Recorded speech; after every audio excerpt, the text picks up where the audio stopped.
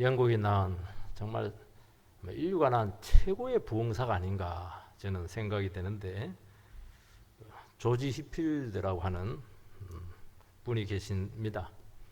이분 옥스포드 출신인데, 이분이 이제 공식 설교를 첫 설교를 이제 교회에서 이제 하게 되었는데, 그때 첫 설교에 어마어마한 은혜가 나타났습니다. 15명이 미쳤다. 그 당시 영국은 이제 성공회인데, 국교가 성공회인데, 성공회 두 종류가 있습니다. 하이하고 로우가 있어요. 로우는 우리 개신교랑 똑같아요. 하이 이쪽은 성공회는 이제 가톨릭입니다. 그래서 두 종류예요. 그래서 영국 그 성공회에서 이 사람을 배척을 합니다. 그래서 야외 설교를 하게 됩니다. 왜 배척했냐? 이 사람 열광주의자다, 광신자다, 질서 파괴자다. 그래서 기존 교회에서 이 사람을 수용을 하지를 못했습니다.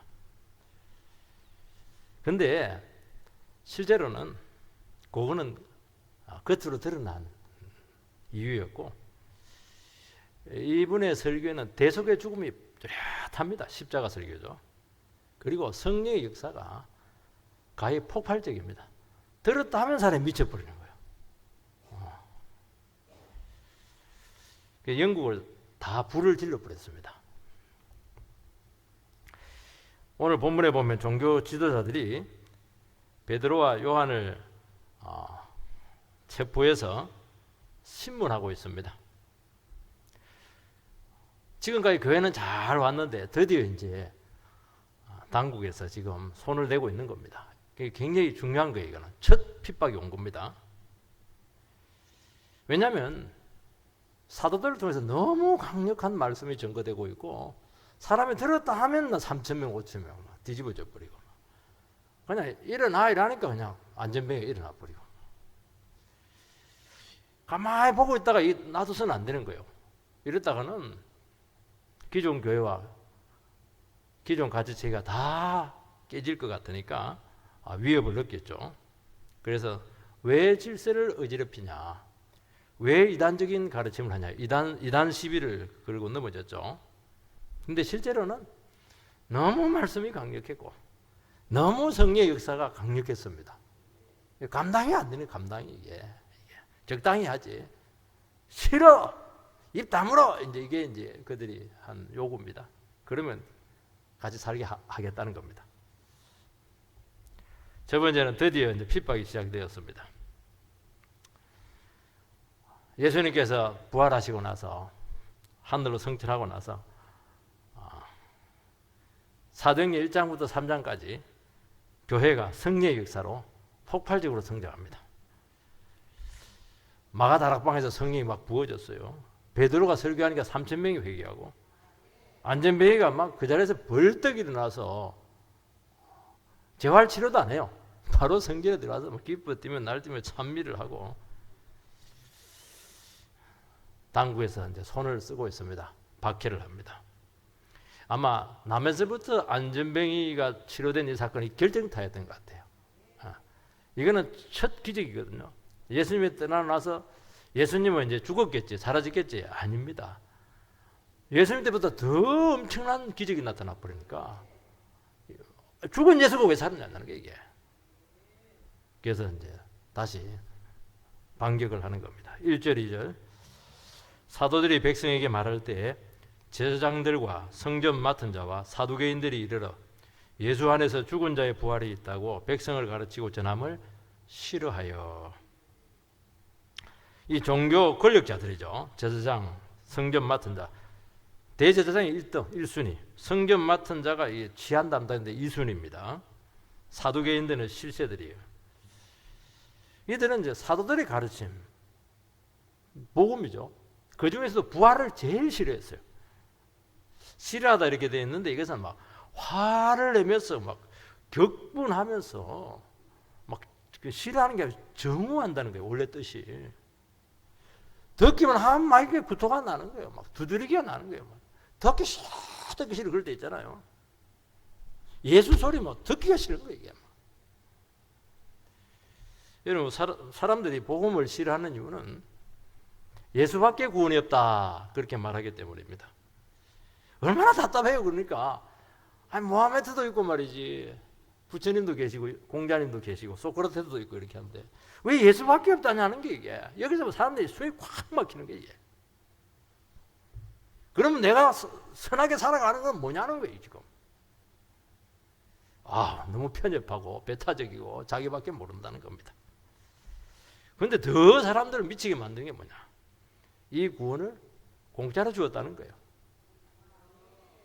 이게 사람을 또 더 미치게 하는 거예요. 이게.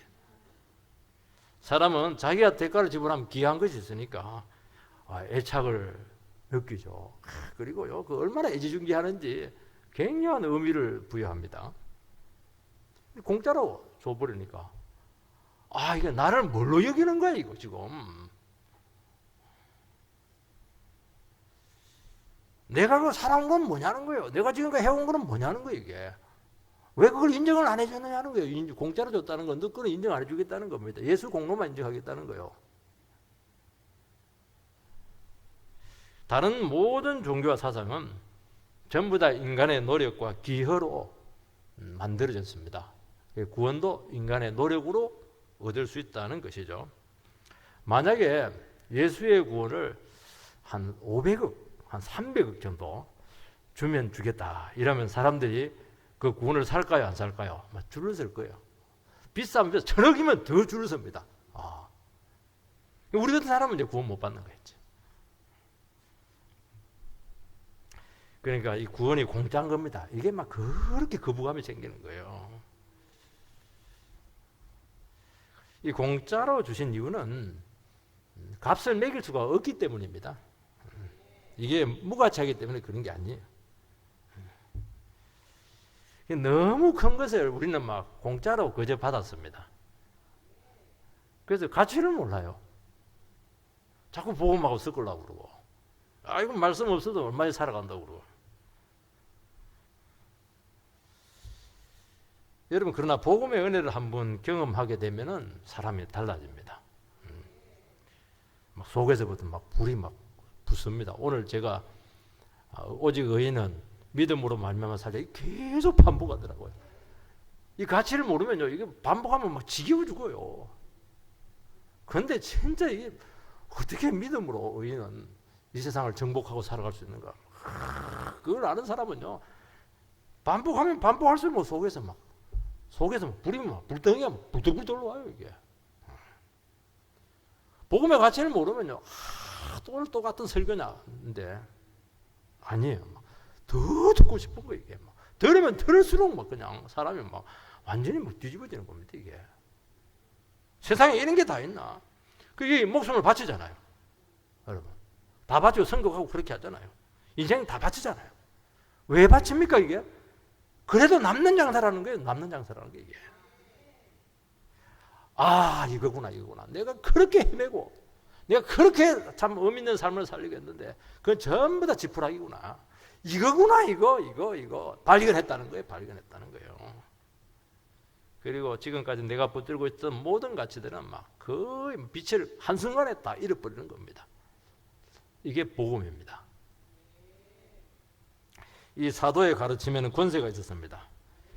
특히 부활이 가장 위협적이었습니다. 왜냐하면 부활이라고 하는 것은 죽음의 권세를 깨뜨리시고 다시 살아나셨다는 것입니다. 그래, 죽음이 끝이 아니라는 거예요. 죽고 나서 영원한 세계가 있다는 것이 이게 예수님에 의해서 이게 밝혀지게 된 것입니다. 우리는 죽음이 끝이잖아요. 세상은 죽음이 끝이기 때문에 이 세상이 전부라는 것입니다. 이 세상이 지금 살아가는 패턴이 죽으면 끝이다. 이 세상은 전부다.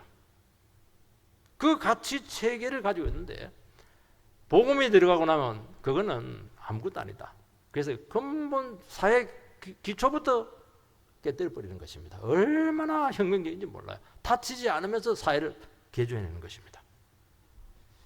그러니까 이들은 기득권자들이니까 그동안 누린 모든 가치들을 다 내려놔야 된다는 것입니다. 예수님께서는 죽음을 정복하셨습니다. 죽음의 세계 속으로 갔다가 죽음의 권세를 깨뜨리시고 그 창문을 깨뜨리시고 다시 우리에게 생명의 삶을 주셨습니다. 주님께서 왜 이렇게 했느냐? 사람들이 죽음의 문제가 딱 걸리면은 또 살아갈 수가 없어요. 세상을 이길 수가 없는 것입니다. 잘 살다가도 병에 또 걸리면 맥을 못 쳐요. 실직하고 나면 막 완전히 그냥 막 자살하려고 합니다. 부도나면 막 인생은 막 끝났다고 생각을 해요. 왜냐하면 이 세상에서 나는 아무것도 아니니까. 그러나 오늘 말씀에서 보면 예수 안에서 죽은 자의 부활이 있다. 그것을 그들의 지냈다는 겁니다.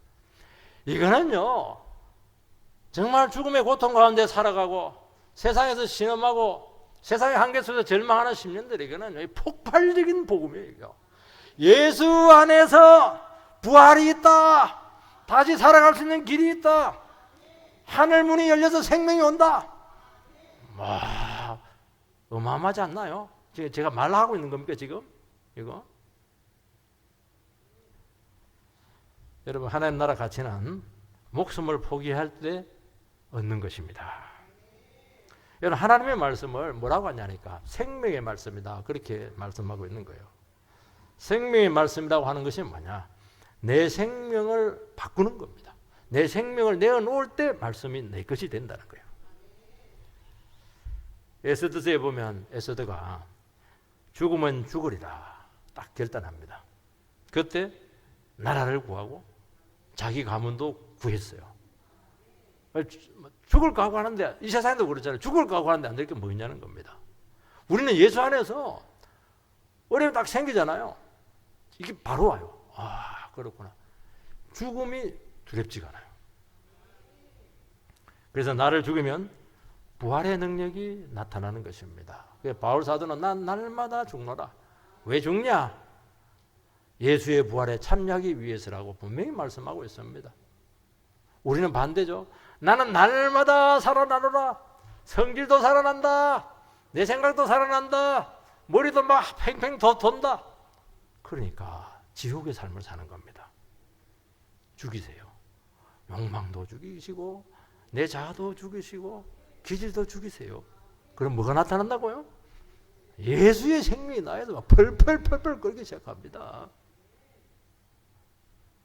세상은 이 힘을 너무너무 두려워한다는 것입니다. 많이 힘드시죠?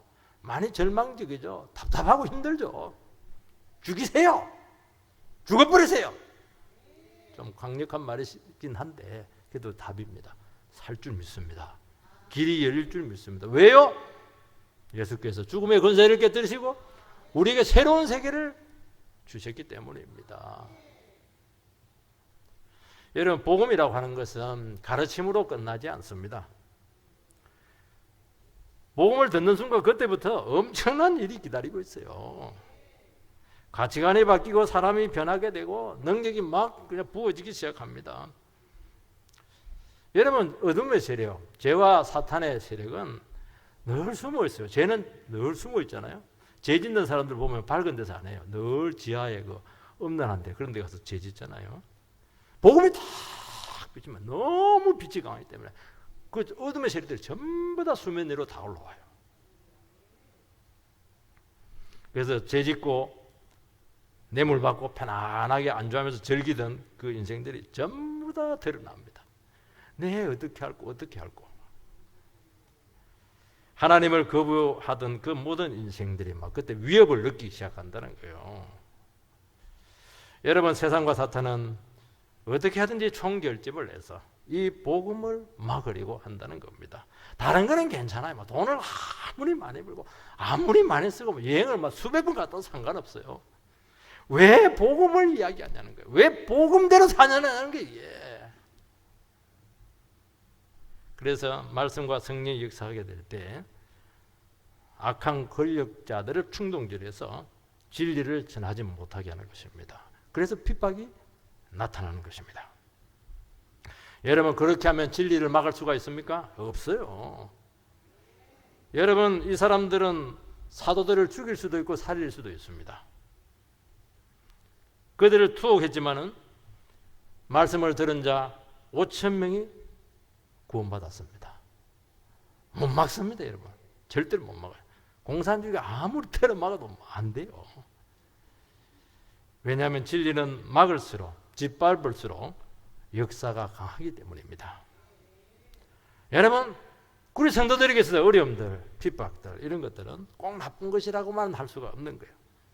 그러면 신앙이 깨끗해져요. 순수성이 생겨요. 정체성이 생겨요. 막 믿음이 자라게 되고.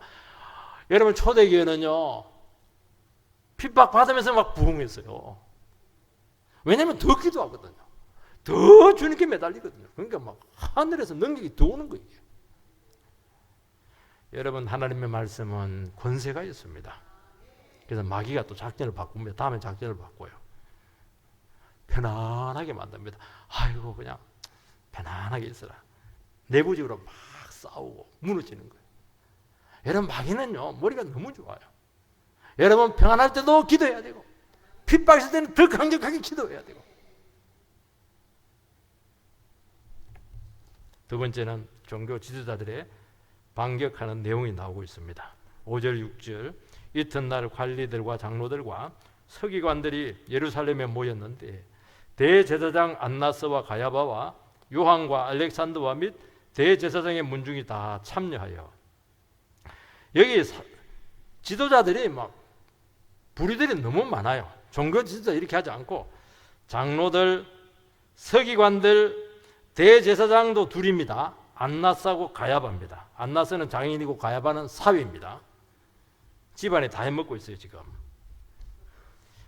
요한과 알렉산더와 대제사장 문중들이 전부 다 총집계를 했습니다. 산헤드린 공회원이 사실은 세워지게 되었고 사도를 신문합니다. 그런데 이 산헤드린 공회원 회원들은 70명 정도 되는데 이들은 신학과 정치 노선이 완전히 달라요. 한 4개 파로 나눠집니다. 우리나라 두 파도 지금 싸운다고 난리인데 4개 파로 나누어서 싸우니까 얼마나 복잡하겠어요. 정치 노선이 전부 다 달랐기 때문에 절대로 하나가 될 수가 없어요. 너무 적대적입니다. 너무 대립하고 있습니다. 신분도 다 달라요. 영역도 다 달라요. 근데 예수를 대적하는데 딱 하나가 되었습니다.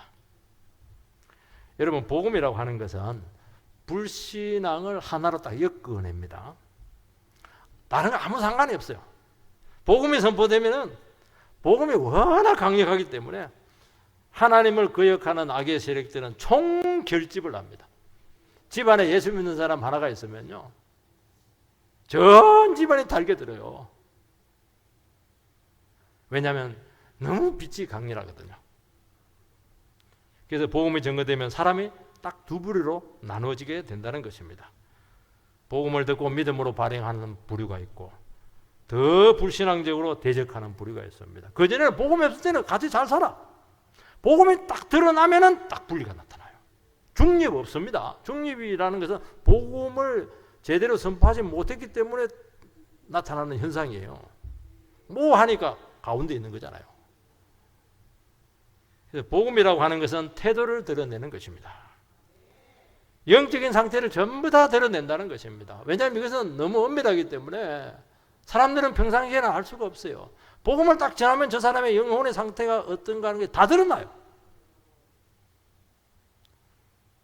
도덕군자가 어떻고 내가 지식인이고 내가 정말 얌전한 사람이고 나는 신분, 지위, 인종과 아무 상관이 없습니다. 지식의 문제도 아니요, 감정의 문제도 아니요, 느낌과 열정의 문제도 아니고 이해력의 문제가 아니에요. 영혼의 상태라는 영혼의 상태. 영혼의 상태가 드러난다는 겁니다. 여러분, 복음은 하나님을 선포합니다. 그 하나님 앞에 인간들은 다 죄인이고 전부 다 거역하는 본성을 가지고 있습니다. 사람들이 옳은 말 하면 들을 것 같습니까? 아닙니다. 옳다고 듣는 게 아니에요. 내 마음이 어떤 상태에 있는가에 따라서 수용을 하는 겁니다. 싫은 거요. 하나님이 싫은 거요. 진리가 싫은 거요. 그래서 복음이 딱 전거되면 내 본성이 드러나. 내가 얼마나 비뚤어져 있고, 내가 하나님을 얼마나 싫어하고 있고, 내가 복음 말씀을 얼마나 싫어하는가 하는 것이 드러나는 거 이게. 그래서 그렇게 싫어하는 것입니다. 하나님의 말씀은 좌우의 날섬 검이기 때문에 찔러 쪼개, 골수까지 찔러 쪼갭니다. 속에 있는 깊은 고름 전부 다 들춰내요. 숨길 수가 없어요. 숨길 수가. 성령님께서 그 제된 모습을 적나라하게 펼쳐 보이시고, 네 모습은 이거야. 확정을 딱 해줍니다. 복음 아니고는 이게 안 돼요. 처음부터 나는 괜찮다고. 나는 법 없이도 살고요. 나는 정말 지금까지 물론 제 완전히 안 진 건 아니지만 정말 다른 사람 도우면서 살았다고. 나를 왜 죄인이라고 하냐고 기분 나쁘다고 그렇게 하는 겁니다. 그리고 내가 지금 어느 편에 있는가 하는 것이 드러나요. 내가 마귀 편에 있냐, 내가 진리 편에 있냐, 이거는 뭐 자기가 알아요. 성령께서 너는 지금 어둠의 세력 안에 있는 거야. 너는 지금 진리 편에 있는 예수 편이야. 딱 편을 나눠버리는 거예요. 그리고 그 인생의 결말까지 미리 다 보여줍니다. 네가 목숨 바쳐서 세상에 헌신했는데 세상은 곧 불타게 되게 될 텐데 세상이 불탈 때 너도 함께 불에 타게 될 것이다. 이런 말 들으니까 얼마나 기분이 나겠어요. 자기는 세상의 모든 인생을 걸었는데 그게 불탄다는 거예요. 그럼 너도 불탄다는 거예요. 남는 게 하나도 없잖아요. 물질도 중요하지만 인생의 목표는 아닙니다. 그것은 인생의 수단입니다. 그럼 물질을 목표로 살아가는 사람들이 이거는 너무 충격이에요. 뭐 죽이고 싶은 거예요. 이런 말 하는 사람. 진짜 그런데 보니까 말만 하는 게 아니고 정말 물질을 초월하면서 믿음으로 막 능력 있게 살아가고 있는 겁니다. 그때 세상의 가치를 쫓는 이 삶의 모습이 초라해지게 되고 세상을 추구한 삶이 이게 모든 것이 너무 귀하다고 여겼는데 이게 정말 별것이 아니구나. 아무것도 아니다는 것을 알게 되는 것이고 내가 정말 바보라는 것이 느껴지는 것입니다. 그래서 복음적인 삶에 대해서 그렇게 질투를 느끼게 된다는 것입니다. 여러분, 복음을 아는 사람들은 어느 것에도 예속되지 않습니다. 그 사람을 묶어둘 수 있는 것은 없어요. 제자들 보세요. 뭐 지위가 있습니까? 학벌이 있습니까? 그 대단한 세력들 앞에서 당당하잖아요. 뭘 믿고 그렇게 해요? 나는 예수 믿고 자유를 찾은다. 나를 찾았다는 거예요. 내 인생 찾았다는 거예요. 내 인생 도둑맞지 않았다는 거예요. 지금 나는 자유라는 거예요. 나는 제 가운데 죽어가는 인생이었는데 예수가 나를 치료했다. 나는 부끄러운 거 없다. 자기 자신이 있는 모습 그대로 막 드러내는 거예요. 여러분 있는 모습 그대로 여러분들을 드러낼 수 있겠습니까? 성기잖아요. 그런데 지금까지 살아온 내 인생을 부인하려고 하니 너무 아깝고 남는 것이 없잖아요. 그럼 그동안 뭐 한 거예요 지금? 불쾌해지게 되고 열등감이 생기게 되고 자존심이 상하게 되고 괜히 싫어지는 겁니다. 그런데 이것은 굉장히 귀한 반응입니다. 그래서 믿음의 사람을 배척한다는 겁니다. 7절 한번 읽어보겠습니다.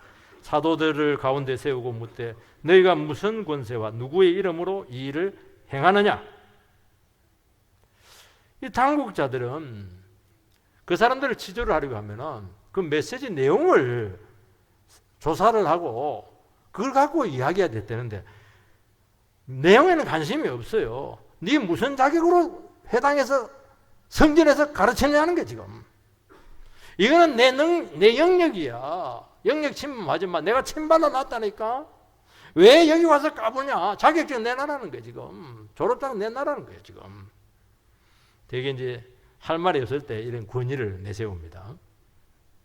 성령의 능력은 부인할 수 없고 말씀의 역사는 이게 부인할 수 없고 보니까 아니 안전병을 치료났는데 이게 선한 일이잖아요. 그걸 인정할 수는 없는 거예요. 사람들은 막 열렬히 따르고 있습니다. 이 현실을 부인할 수가 없는 거예요. 근데 마음은 그렇게 불편한 겁니다. 주님도 성령의 역사도 인정하지 않습니다. 그러니까 불편한 거예요. 그것도 인정하면 돼요. 내가 지금 하나님을, 이 사람 하나님 믿는 사람들인데 흠믿었구나, 잘못 믿었구나, 그러면 되는 거예요. 그걸 인정하지 않으니까 사람들이 그렇게 옹졸하고 치사하고 편협하고, 아니 그렇게 배운 사람들이고 그렇게 유식한 사람, 존경받는 사람들인데 말하는 거 보세요. 너 내 침발 안 하는데 왜 능력에서 이렇게 침범하는 거야? 그거 애들이 하는 것이죠. 그게 굉장히 무식해요. 여러분, 복음의 영광, 기적의 의미, 부활의 능력을 모르기 때문입니다. 너 학위 어디 있어? 너 지금 어느 학교 출신이야? 이것밖에 내세울 게 없는 거예요. 아니 이것밖에 왜 내세울 것이 없어요? 기도의 능력 내세워야지. 말씀의 권세를 내세워야 돼. 내세울 게 얼마나 많아요. 하나님 막 자랑하고 이랬는데 그게 어디 있어요 지금? 왜 내 밥그릇 지금 침범하냐, 그 얘기하고 있는 거 아니겠습니까 지금? 하나님께서는 이들에게 권세를 주었습니다. 종교 지도자에게 권세를 준 것은 백성들을 하나님의 권위로 잘 섬기고 그들을 하나님께로 이끌도록 하기 위해서 그들을 세웠습니다. 그런데 이 사람들은 이 권세를 가지고 땅의 것을 자꾸 추구한 거예요. 땅의 영광을 추구했어요. 물질을 추구했어요. 학문을 추구했어요. 정치 권력을 추구했어요. 자기를 추구한 거예요. 하늘의 권세, 말씀의 능력, 성령 충만에 아무 관심이 없습니다. 이 사람들은. 이런 모든 좋은 것은 하늘에서 오는데 그 통로가 완전히 막힌 것입니다. 그러니까 한계가 드러날 수밖에 없는 것입니다. 사람들 막 얽어매기 시작하죠. 어떻게 새로워질 수가 있겠습니까? 그러니까 영역 다툼하는 겁니다. 왜 밥그릇 다툼해요? 파이가 똑같은데 막 자기 것 생기려니까 밥그릇 다툼하는 거 아니겠습니까? 근데 다른 데서 엄청나게 온다 그러면 다 가져가라고 할 수 있는 거잖아요. 기득권을 막 지키려고 하고 그렇게 하는 겁니다. 아이고, 정말 얼마나 옹졸한 세상이 되었습니까? 왜냐하면 그것밖에 없거든요. 여러분, 하늘이 문이 열리게 되기를 축복합니다. 무한대의 능력이 올 것입니다. 상상할 수 없는 지혜가 여러분들을 사로잡을 것입니다. 죽어도 사는 생명이 여러분들을 역사하게 될 것입니다. 그러면 세상에 두렵지 않아요. 부럽지도 않아요. 여러분, 말씀이 찾아오고 내 자신의 모습이 드러나게 될 때, 특히 초라한 내 모습이 드러나게 되었을 때 어떻게 하라고요? 확 회개하면 돼요. 돌이키시기 바랍니다. 그것이 사는 길인데 끝까지 이들은 살지 않아서 끝까지 하나님하고 평생을 걷다가 AD 70년에 로마 디도 장군에서 박살이 나버렸어요. 죽어서 심판당한 것만 아니에요. 마지막으로 베드로의 증언이 나옵니다. 8절에서 10절 말씀을 읽어보면 이에 베드로가 성령이 충만하여 이르되 백성의 관리들과 장로들아, 만일 병자에게 행한 착한 일에 대하여 이 사람이 어떻게 구원을 받았느냐고 오늘 우리에게 질문한다면 너희와 모든 이스라엘 백성들은 알라. 너희가 십자가에 못 박고 하나님이 죽은 자 가운데서 살리신 나사렛 예수 그리스도 이름으로 이 사람이 건강하게 되어 너희 앞에 섰느니라. 그 어마어마한 권력자들 앞에서 귀 안 주고 성령 충만했습니다. 너희가 십자가에 못 박고 하나님께서 다시 살린 이 예수가 이 선천적 안전병이를 치료했다는 거예요. 건강하게 했다는 거예요. 얼마나 착한 일인데 뭐가 잘못된 게 있느냐, 왜 헐뜯느냐는 거예요. 축복을 못 해줄 망정 왜 이거 갖고 시비를 거느냐는 겁니다. 이렇게 나가는 게 지금. 당국자들은 사도들에게 겁을 주어서 다시는 예수를 전하지 못하게 합니다. 입만 다물면 돼요. 입만 다물면 돼요. 교회를 막 없애는 게 목적이에요. 너무너무 싫은 겁니다 지금. 이때 어떻게 해야 됩니까? 아유, 싫어하는구나. 아유, 집안의 평화를 위해서 내가 입 다물자. 세상의 평화를 위해서 내 입 다물자. 그게 답입니까? 답 아닙니다, 그거. 어떻게 해야 됩니까? 야, 지금 마귀가 지금 뭐 총 걸기에서 내 입을 지금 막 그냥 바늘로 꾸매려고 하네. 성령 충만하자. 주여 나에게 능력을 주십시오. 그러면 주눅이 안 됩니다. 왜냐하면 마귀는 길을 자꾸 끄려고 하거든요. 그리고요, 성령 충만하면 그 핍박자들, 힘들게 하는 그 사람들 영혼의 상태가 보여요. 얼마나 궁색하면, 얼마나 정말 초라하면 저렇게 나올까? 그리 불쌍한 거예요. 그게 뭐라고? 그거. 인정하면 되지. 왜 인정을 못해요? 그래, 절대로 자기 변명하지 않습니다. 내 살려고 안 해요. 어차피 예수님께 십자가에 못 박혔는데 내가 살아서 뭐 하겠습니까? 죽을 각오하는 겁니다. 그리고 이상하게 혈기가 안 나. 인간적인 생각이 싹 사라져요. 그전에는 막 요리도 찔러보고 저리도 찔러보고 막 생각이 나거든요. 근데 진짜 딱 어려움이 딱 생기면, 핍박이 오면요, 성령이 딱 임하면 단순해져요. 인간적인 생각이 사라져요. 말씀밖에 생각이 안 나. 진리밖에 생각이 나. 입만 벌리면 진리가 나오는 거예요. 그래서 재판 갈 때 미리 생각하지 말라는 거예요. 생각해봐요. 써먹지도 못해요. 그거. 내가 다 생각나게 해주겠다는 거예요. 그 생각나는 게 뭡니까? 복음이잖아요. 복음. 복음 밖에는 설명할 게 뭐가 있어요? 너 왜 그렇게 살았어? 예수 때문에 이렇게 살았다고. 그거 답이잖아요. 여러분, 하나님의 백성들이 핍박, 위협 받으면 더 살아납니다. 그리고 그들의 무지만 드러납니다. 여러분, 기독교의 진리와 능력은 밟히면서 살아나는 거예요. 여러분, 핍박 중에 영광이 나타나는 것입니다. 우리가 전하는 이 진리라고 하는 것은 책에서 배운 것도 아니잖아요. 내가 경험했잖아요. 내가 예수를 만났잖아요. 내가 보고 듣고 있잖아요. 지금 제가 설교하고 있잖아요. 지금 그걸 생생하게 증거하는 것입니다. 제가 설교하지만 뭐 내가 책에 보고 들은 거 합니까? 내 고백이잖아요. 이게 내가 만난 예수를 하나님께 세워놨기 때문에 공개적으로 따듬어야 되겠지만 증거하고 있잖아요. 내 얘기하고 있습니까? 아니지 않습니까? 예수님 얘기하고 있지 않습니까? 뜬구름 잡는 이야기 하는 거 있습니까? 그거는 몰라서 그렇게 하는 겁니다. 여러분, 틀린 말이 있으면 얘기하시기 바랍니다. 틀린 말, 꼼짝도 못해요. 틀린 게 하나도 없잖아요. 누구나 이해할 수 있고 공감할 수 있고 딱 드러난 사실이지 않습니까? 내가 만난 주님, 내가 경험한 하나님, 어떻게 증거하지 않을 수가 있겠어요? 내가 죽다 살아났는데, 내가 제 가운데서 그냥 신음하다 고통당하면서 지옥 갈 인생이었는데 새 생명 주신 예수를 어떻게 증거하지 않을 수가 있겠습니까? 그리고 그 증거에 계속 하면 증거를 하면 할수록 그냥 확신이 생기는 거예요. 성령님께서 맞아 그래 잘한다. 성도님들 중에서도 생식을 한다든지 건강식품, 황성주, 생식이라든지 이런 거 하시는 분이 이번에 그 김재준 장로님 와가지고 보는 거 저한테 생식을 자꾸 이야기를 해요. 이 사람이 너무 힘들게 해가지고 완전히 거의 폐인되다시피 그러기가 됐어요. 생식 먹고 이 사람이 살아났다고 하면서 목사님도 나이가 60이 됐으니까 건강을 챙기셔야 됩니다. 그 생식을 가져왔어요. 전화를 안 하고 있습니다. 아직 그거는 먹을 정도까지 아닌 것 같아요. 이 사람은 경험을 했잖아요. 죽다 살아났거든요. 이거 먹으니까 독이 싹 빠지더라는 거예요, 이게. 100% 회복된다는 확신이 있으니까 이야기하는 것이거든요. 우린 성령님께서는 우리를 하나님을 체험하게 하고 주님의 음성을 듣게 하고 주님의 일하심을 알게 하신다는 것입니다. 내가 증거잖아요. 내가 내 존재가 지금 증거잖아요. 여러분, 산에서 호랑이를 만난 사람하고 책에서 그림으로 호랑이를 본 사람하고는 이미 증거가 다르지 않겠습니까? 내도 믿지 않는데 전하니까 어떤 능력이 나타날 수가 있겠습니까?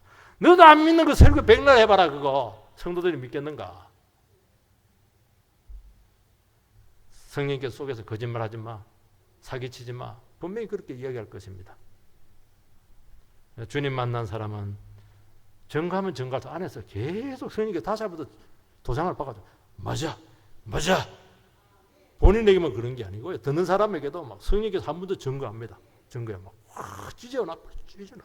맞아, 맞아. 이대로 살아야지. 이게 진리야. 이렇게 하는 것입니다. 11절 이 예수는 너희 건축자들의 버린 돌로서 진 모퉁이의 머릿돌이 되었느니라. 건축자들이 지금 설계도를 가지고 집을 짓는데 돌이 하나가 있어. 돌이 건축에 쓸모가 없어서 버렸어. 근데 건물을 다 짓고 준공을 하고 딱 보니까 그 버린 그 돌이 모퉁이 돌이 딱 되어 있는 겁니다. 우리 식으로 말하면 제일 중요한 기초석이 되어 있는 것입니다. 누가 한 겁니까 그거? 하나님이 하셨다는 것입니다. 예수님께서는 인간들이 보기에 천하의 쓸모가 없었습니다. 왜냐하면 인간의 생각하고 계획하고 가치하고 전혀 맞지가 않았습니다. 인생에 도움이 되기는 그냥 골치가 아파가지고 십자가에 그냥 달려서 죽이고 버려버렸습니다. 근데 나중에 보니까 하나님께서 버린 그 예수를 새 성전의 머릿돌로 삼아서 그 집에 새로운 건물을 딱 지어놔버렸어요. 바둑을 하시는 분들은 경험을 하게 될 것입니다. 패석입니다. 패석이란 죽은 거예요. 죽은 돌이에요. 근데 이게 뜨다 보니까 그 패석이 요석이 되어가지고 전체 판세를 뒤집습니다. 패석이 변하여 요석이 되었다는 것입니다. 하나님께서는 패석이 된 예수를 다시 들어서 구원 역사의 핵심으로 이루셨습니다. 하나님께서는 지금 바로 요석이 되시고 모퉁이 돌이 되신 그 예수를 중심으로 해서 전 세상의 새 판을 지금 짜고 있다는 것입니다. 그 증거가 무엇입니까? 안전뱅이가 치료된 것입니다. 그래서 안전뱅이 사건이 너무너무 중요한 거예요. 사도행전 3장에 예수가 성천하고 나서 처음으로 나타난 기적입니다. 사람들 예수가 눈에 안 보니까 예수 끝났다. 끝나긴 무슨 끝나요. 너무나도 강력한 기적이 나타나게 된 것입니다. 그거는 뭐냐? 이제부터 예수가 하늘에서 본격적으로 세상에 새 판을 짜겠다는 거예요. 지금 누구 중심으로? 예수 중심으로.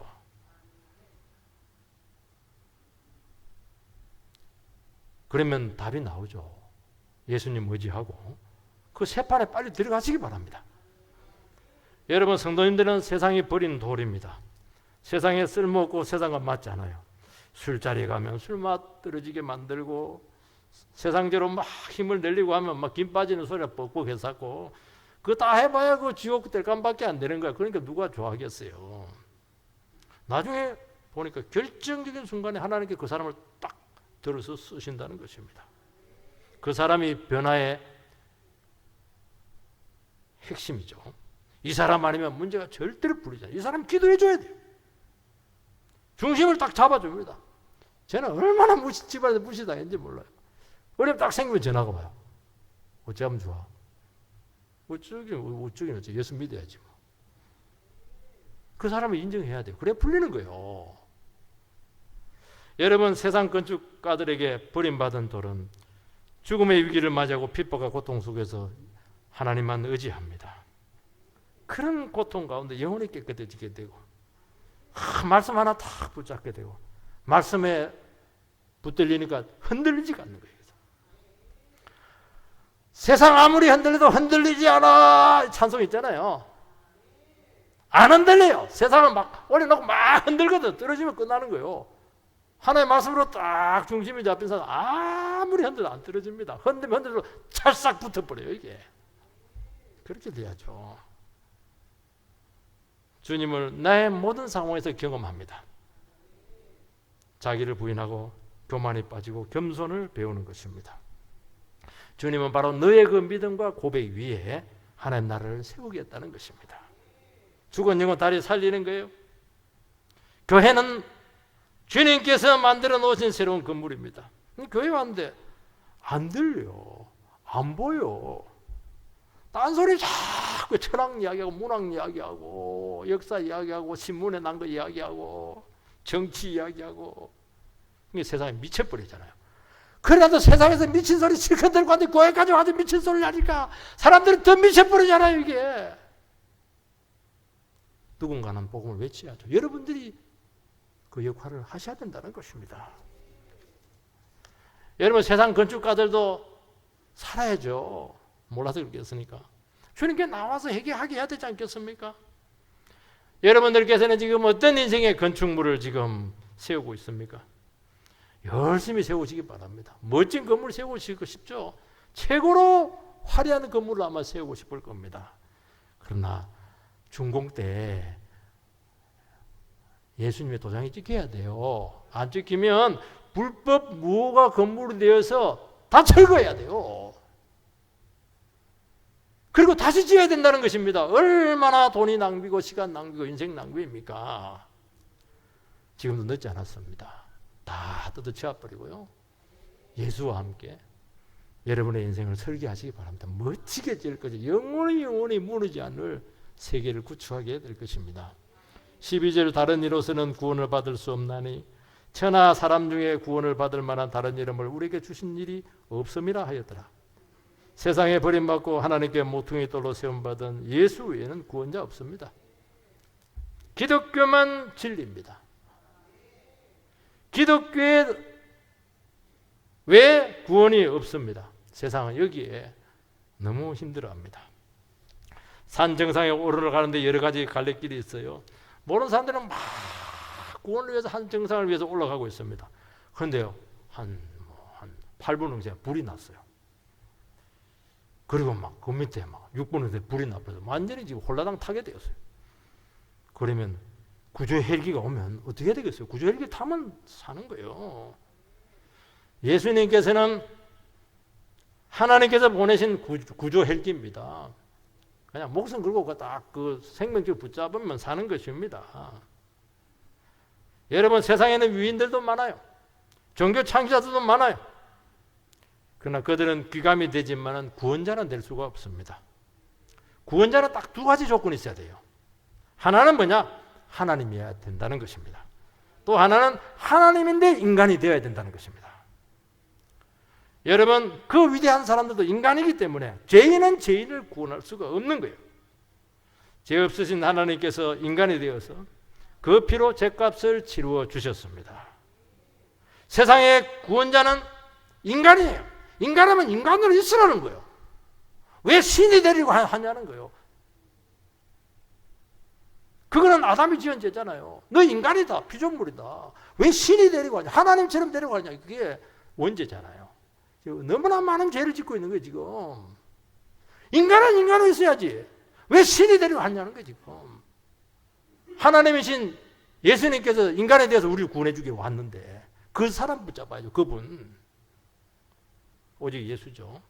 그분 구세주로 받으시고 새로운 인생의 설계도에 참여하시는 모두가 되기를 주의 이름으로 축원드립니다.